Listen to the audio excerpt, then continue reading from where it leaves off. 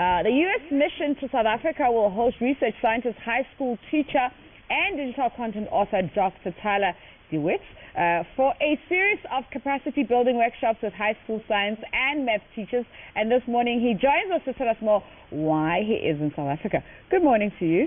Good morning. Are you good? Oh, absolutely. It's a pleasure to be here. So you just took the whole teaching from this classroom to YouTube, and then you're having all these conversations with students and teachers. Where did your love of teaching start? Oh, I've always loved teaching. When I was young, I used to drive my little sister crazy because I turned my bedroom into a classroom, and I made her sit down and take notes on the lessons that I gave her. So from a very young age. Okay, but now it's chemistry, mathematics, biology, and English are some of the things that you've taught in U.S. schools. Absolutely. And in Korea. Where did the love of mathematics and science specifically start? Right there in the bedroom with your sister? No. Yeah. I've always thought that science is so cool. My father was a scientist, and so he used to do really cool experiments with me in the kitchen, mixing different chemicals, mixing different ingredients and stuff. And so in that way, he kind of showed me what science is really about, right? Which is about excitement and creativity and wonder and curiosity. And, to be honest with you, when I got into school, I didn't always find that my classes reflected that same creativity and So it was almost like these two separate types of science. So I wanted to go into science teaching to show what real science is like, how amazing, how exciting it is. Okay, so what do you think it is that removes that exciting enthusiasm and creativity about science that just gets people just sort of clamp up and say, oh, I don't know if I can deal with science and and mathematics and do it that well. Whereas what is it that we can do to get students to be as excited? Yeah, well, it's a great question. And I think a lot of that is because science is seen as a really serious field. And scientists do some serious things. They're usually good, but we're working on curing cancer and solving our energy challenges and all that. And so I honestly think a lot of people think, science is so serious. The teaching of it needs to be very serious. We can't possibly have any fun. So that really is a big part. It's a sort of culture of seriousness around science. So we're trying to sort of move up in world rankings. I'm not even going to mention where we are in South Africa when it comes to issues around science and technology and innovation, and we want the future generations to be excited about that. And you're here to share on some workshops with teachers and students. Why did you decide to come to South Africa? Oh, well, I really want to thank the U.S. Embassy for bringing me here. They're super interested in encouraging great teaching and great education around South Africa and around the world. So it's been a pleasure to be here with them. So what are the sort of techniques and skills and new innovative ideas that you're going to be sharing with them? Yeah, so my big thing is all about asking and answering questions, which is really at the heart of science. And so when I work with teachers, when I work with students, it's all about showing how we can sort of flip science. So instead of just having students read textbooks, memorize definitions, how can they go in the lab? How can they use simple equipment, some chemicals to figure out things before they just find out what the answer is?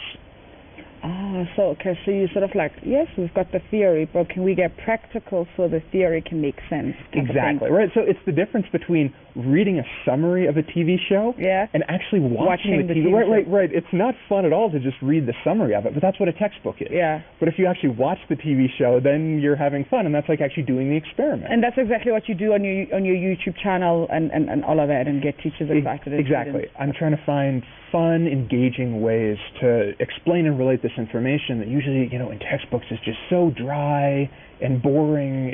Nobody wants to read it. No, I wouldn't do that. You brought this guy. Who is this guy? I did. So this guy is a giant bacterium.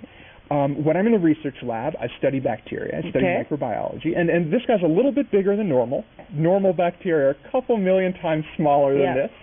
But this guy is E. coli, and there are different types of E. coli. Some are relatively harmful.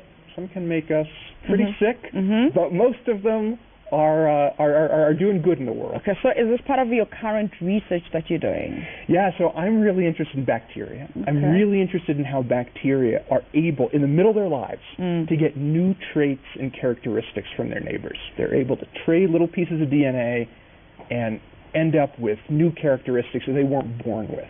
So that's what I research. Okay, really sounds like science. That's a lot of it. Hopefully it's not too serious. It's not too serious. Okay, so let's come back to, like, there's a teacher who's watching, who's thinking, that guy looks so enthusiastic, and I would listen to him if he taught me, but unfortunately he's not going to teach me. I want to be a teacher like that. Right.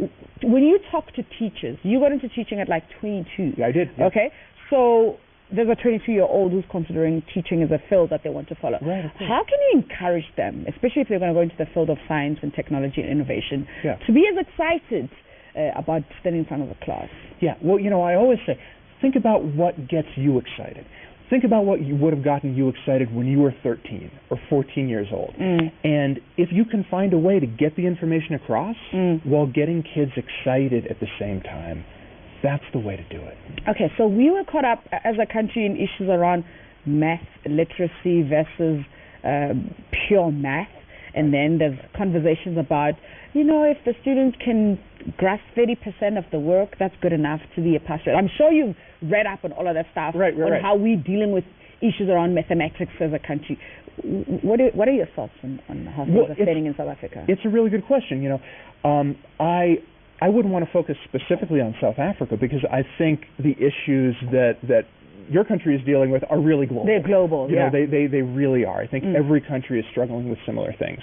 But at the end of the day, we really need to ask, what are the skills that we want to be teaching through math and science? And you said, is 30% of the information enough? Sometimes it is, if that 30% is taught really well and students really understand it. Sometimes all around the world, we try to cram way too much information into curricula, into students' heads, so they end up learning nothing. But if we just focused on a smaller amount and made sure that students understood that really, really well and learned critical thinking skills, problem-solving skills along the way, I think a lot of our science curricula, a lot of our math curricula would look much better, and they'd serve our students better too. Okay. Well, you're the math and science teacher. I'm going to believe what you say. We're going to have to leave it at that. You are here, of course, for a talk. For more information, people, what do people have to do if they want to find out where you're going to be? They can follow you on social media and stuff? Yeah, they should check out the U.S. Embassy Twitter page. They can contact the embassy for more information. For more information as well. Great stuff, of course. Tyler DeWitt, thanks very much for chatting to us and joining us right here on Sunrise this morning. I'm sure they can also follow you on our YouTube channel. He's been chatting to us about his visit to South Africa, inspiring math teachers and students to love the science field. So that's how it is. We're coming back with more. It is Sunrise live on ETV. Stay with us.